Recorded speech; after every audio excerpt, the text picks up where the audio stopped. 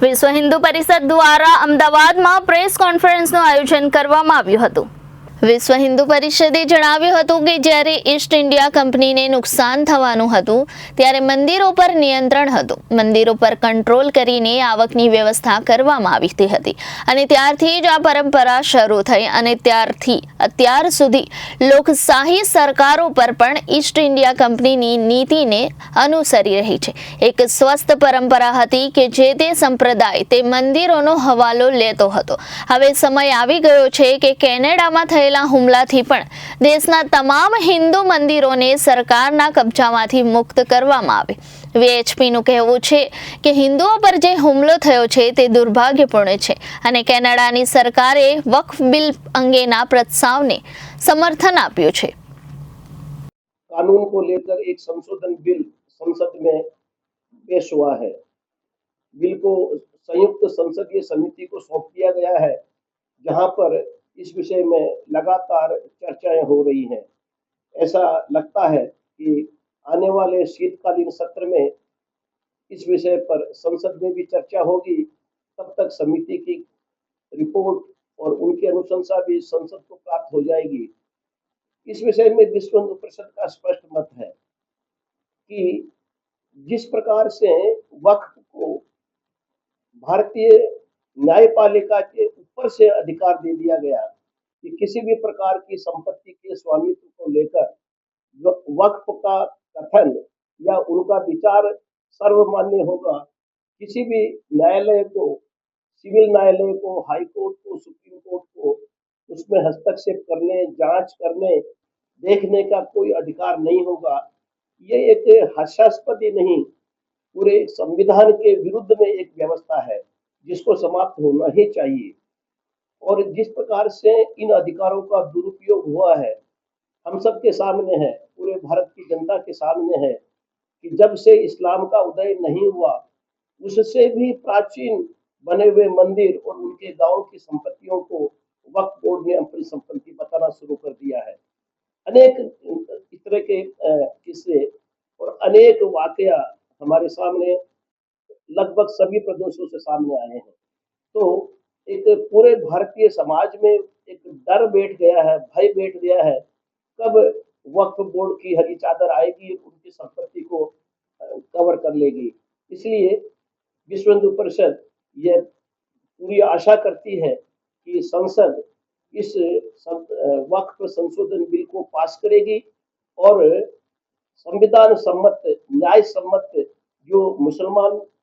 मुसलमान भाइयों की सार्वजनिक संपत्ति है उसके उचित प्रबंधन के लिए और जो उनका वैध और कानूनी रूप से उनके स्वामित्व की संपत्ति है उसके उचित प्रबंधन के लिए व्यवस्था जो इस संशोधन बिल में दी गई है उसको स्थापित करेगी। विश्व हिंदू परिषद किसी भी प्रकार से ये स्वीकार नहीं करेगी कि आज के दिन जिस स्थिति में वक्फ अधिनियम चल रहा है, जिसमें अमर्यादित अधिकार वक्फ बोर्ड और उसमें उसके ट्रिब्यूनल को दिए गए हैं, वो वापस नहीं आना चाहिए, किसी भी स्थिति में नहीं आना चाहिए, क्योंकि ये संविधान के विरुद्ध है, एक सामान्य न्याय प्रक्रिया के विरुद्ध है, न्यायपालिका का मानहनन भी है और एक समुदाय को राजनीतिक तुष्टीकरण करने के निमित्त इस प्रकार के अन्याय पूर्वक अधिकार देना अमानवीय भी है। वामपंथी और कट्टरवादी जिहाद इस्लाम का जो गठबंधन एक नापाक गठबंधन बना है, जो प्रत्येक देश में अलगाववादी ताकतों के साथ मिलकर वहां के अल्पसंख्यक समुदाय को पीड़ित करने में लगा हुआ है। विश्व हिंदू परिषद की चिंता विशेषतः हाल ही में इस नापाक गठबंधन द्वारा बांग्लादेश और कनाडा में हिंदुओं के प्रति और अन्य अल्पसंख्यकों के प्रति जिस प्रकार का उत्पीड़न किया गया है उसको लेकर है। हिंदू मंदिरों पर हमले हुए हैं, हिंदुओं की बहन बेटियों के साथ में वहां पर बलात्कार और उत्पीड़न हुआ है,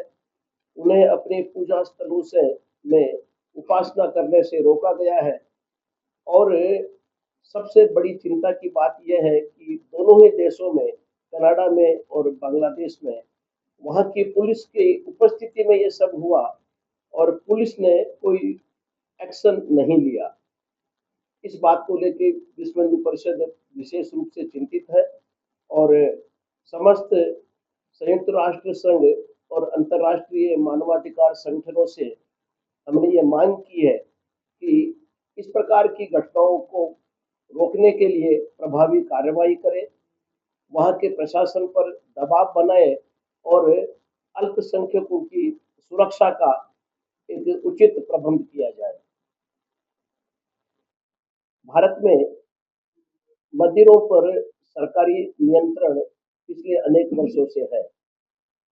और इस नियंत्रण के माध्यम से न सिर्फ पूजा उपासना अनुष्ठान आदि में सरकारी हस्तक्षेप होता है, बल्कि मंदिरों की संपत्ति और मंदिरों का जो राजस्व है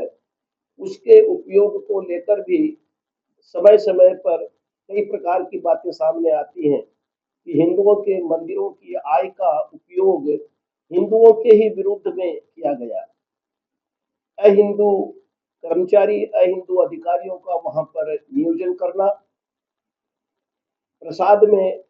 पवित्रता को लेकर के जिनकी कोई गंभीरता नहीं होती और मिलावट के किस प्रकार के हमको एक संदेहात्मक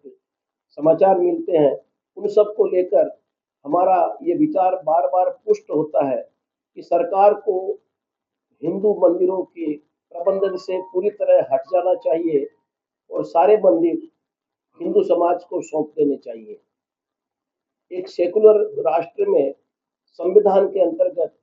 जो सरकार किसी भी अन्य संप्रदाय के पूजा उपासना स्थलों पर किसी प्रकार का नियंत्रण नहीं करती, प्रबंधन नहीं करती, सिर्फ और सिर्फ हिंदू मंदिरों पर नियंत्रण करती है और हिंदू मंदिरों का प्रबंधन के नाम पर उनकी संपत्तियों का और उनकी आय का दुरुपयोग करती है। रिपोर्टर राकेश कुमार यादव, जनादेश न्यूज, अहमदाबाद।